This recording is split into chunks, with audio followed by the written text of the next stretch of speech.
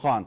Dr. Sundus, to you, now we have a ceasefire and we really cannot trust India. There are reports of the ceasefire violation minutes after the ceasefire had taken place. You think that India would really honor this ceasefire, or do you think that we should really trust India at this stage? Yeah, as you just said, we really cannot trust India. So we certainly have this trust issues with India because of their own because there's a history. India has a history of breaking ceasefires, and they are not actually admitting the international even rules when it comes to this water treaty. But we have seen if they can break the international laws in the name of Indus Water Treaty, what you can expect from India in terms of ceasefire. They have this long history of breaking the ceasefire. We only wish and pray that they will finally obey what Trump has said, and Marco Rubio, US Secretary of State, played a really important role in bringing out this ceasefire. So we strongly wish and pray, and we can only hope, we can only wish, and we can only pray that India would actually respect this ceasefire thing. That's in the national interest of both the, not only India and Pakistan, both the countries, but actually in the national interest of the whole South Asia region in particular. If there any such thing left in them, the respect, do you think that? Of course, when it comes to Indian media in particular, because I think they are not in one page. There is a horrible institutional integrity. They lack institutional integrity currently in India because the media, the government is not in one page actually. Media is saying something else and the government is saying something else, and media is actually angry with this, what government is doing, but their armed forces and the leadership what has said, announced that they are actually, if they try to respect the ceasefire thing, but I think the media is not accepting this. The Indian media is actually behaving the most immature and the funniest media ever. Currently, I don't think so. Like they are making fun of journalism, I would say. So what is happening in media, in Indian journalism, what is happening in what Indian media is doing is actually they are making fun of journalism because. Because the way they are propagating, they're spreading manipulation and negative propaganda. I think this is they are actually they are setting another example of German analysis.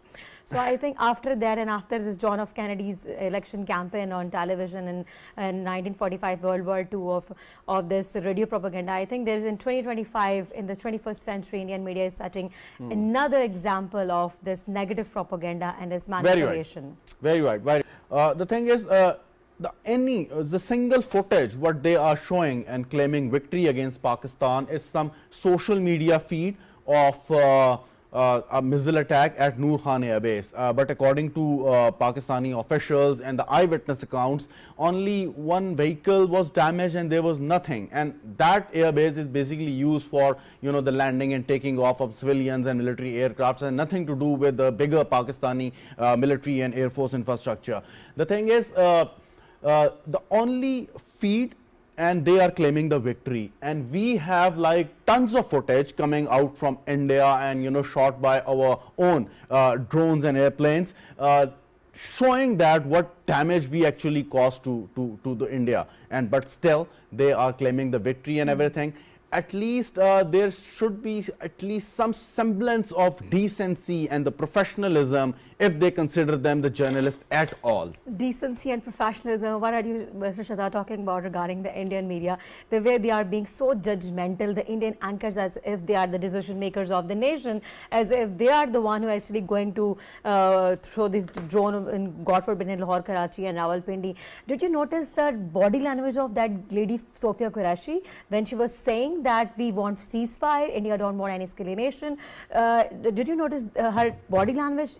The way she was expressing, as if the moment they launched this Operation Sindhu, the body language was so strong, as if they are going to launch something which will save their nation from this Muslim and Pakistan phobia, I would say, and they are horribly insecure with Pakistan since quite so long. So the moment they launched this Operation Sindhu, her body language was entirely different as compared to the moment when she was announcing that we don't want ceasefire and want peace and everything and all that stuff. But at the same time, time that Indian media was yelling like anything, as if they have already destroyed, God forbid, in the Pakistan and the main cities. But the thing is, the point here to note is that luckily we have not only in the ceasefire thing, we have actually as communication, through proper communication, and luckily we are on one table when it comes to ceasefire. But when it comes to Indus Water Treaty, that was our main agenda, and that was the main threat actually, because Pakistan being the agricultural nation, we mostly rely on agriculture and water.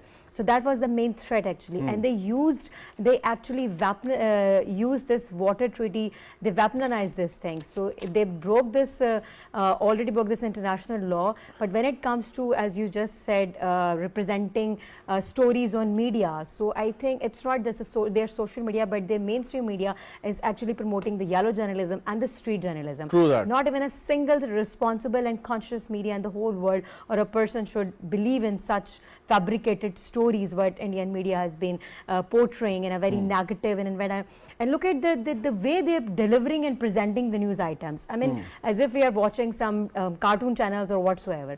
So to yell through the media and through the negatively propaganda and fabricated stories, I think not even a single responsible and conscious media is supposed to do that. Of course, so, of course. Of course. Go on, finish your of course. So by yelling and shouting like anything cannot defend your stance actually. So this Indian media need to understand that by representing false stories and negative propaganda, they cannot defend themselves, they cannot prove themselves right. And at the same time, when Sofia Qureshi is having this giving this shaking statement that we want peace and we want this ceasefire thing, and at the same time, how could you do that? I mean, how can you defend yourself by just shouting and yelling? And they have actually divided all the prime Indian channels and prime news anchors and program hosts. Actually, they divided the cities of Pakistan. Then one was taking charge of Pindi, one was taking charge of Lahore. That yes, I am the one who's actually throwing drones in Lahore, and I am the one who's actually doing this. Right. So this is so funny actually. This it is hard to indeed. It's funny. It's a circus. What we see, and we will continue to see, mark my words, on the Indian media, and they will try to hide their embarrassment under the garb of so-called success they achieved against Pakistan. Dr. Sundus, whatever Dr. Bhatti was saying, did India underestimate Pakistan? As always, of course. As always. They did that. Not their army, they might not their leadership, but yes, their media. In fact, of course, they are not going to admit, you know, and my colleague Ms. Asha very rightly has said that of course they are going to make movies out of it, and that's the cultural diplomacy we need to adopt. Why we always do that? I always say sports, when it comes to sports diplomacy, when it comes to cultural diplomacy. No, that's fine. That's fine. We'll come to that. We'll come to this public diplomacy and everything. But my question is, why did they underestimate our power, our capability of response? Because despite all their intelligence network and resources and everything and support from the countries like Israel, why they underestimated us? Underestimated in a sense, they know no matter they are more in quantity, but they cannot deny our quality. You know, that defense mechanism system is extremely strong, and they knew it very well. Their agencies, they knew it very well. So they cannot even dare to underestimate our defense mechanism system. But yes, they have to portray their image in front of the whole world, that because they are so-called a powerful country and the self-claimed democratic nation, the self-claimed fourth or fifth largest, now they are claiming they are the fourth largest economy in the whole world. So they have to defend their image actually. They have to defend their shaking image in front of the whole world. That's why they have to portray that we are intentionally underestimating the Pakistan, but in real they cannot afford to do that actually in real. So in order to defend their shaking image that they are facing this defeat against Pakistan, so they have to pretend as if they are in a winning position. So it's all about their star pass drama, is all about their negative portrayal through the media. So they are actually using media as a tool to spread this negative propaganda, and that's my view. And it's so funny that they're still portraying it. It's so but funny. I think they are, the way they are using media as a tool of negative propaganda and manipulation. So why don't we do that? Because we always behave decently. Very right. Dr. Bhatti, the thing is, we proved our superiority against the Indian forces. Of course, we are not weak, of course, and we obviously, and that is why, and we are not weak, and we are not liars, and we, in fact, when it Pahalgam incident took place, and we believe that it was a false flag operation, there were evidence and footprint of Indian deep state all over. We offered our cooperation and full support. Even we offered that there should be an independent and transparent inquiry, may be supervised by any other country, but India refused. Why did they refuse? Come again?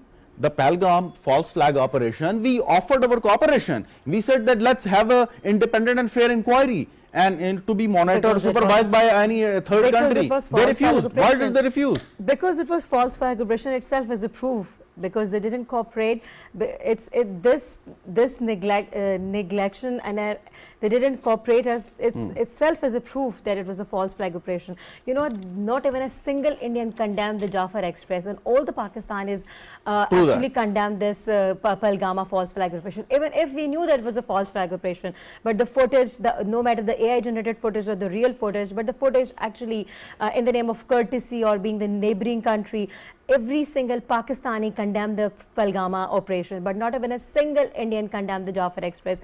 We also lost our men, 27 men from Pakistan also this embraced Shahadat, and we have a video on our part as well. You know, the moment they launched Operation Sindoor make us think that we also lost our men, we also had our orphans and widows in Ceasefire Express, but the way they portrayed this Operation Sindoor as the only one who has actually suffered out of this thing. So Ceasefire Express, so how can we forget this Ceasefire Express in the light of this Pahalgam? So we should keep on talking about Ceasefire Express. We should keep highlighting as Ceasefire Express, because we also have lost our 27 men, and this is not the only incident. Overall in the war against terrorism, we have lost like more than 90,000 men, and not just women. We have lost our women and kids as well. So we should keep on highlighting a Ceasefire Express. It was very. They are highlighting Pahalgam incident like anything in front of the whole or international level. So when it comes to condemning any terrorist attack in Pakistan, they never do that. And when it comes to this false flag operation, they use this tactic and strategy while using this Pahalgam incident to attack on Pakistan. So there is a school of thought that they are trying to behave like in Israel, and they mistakenly thought if we are not a nuclear state but Gaza actually. So we still raise our voice for Ceasefire Express and Gaza, and they should not forget that this is not Gaza, we are a nuclear state. Exactly. Interesting point raised.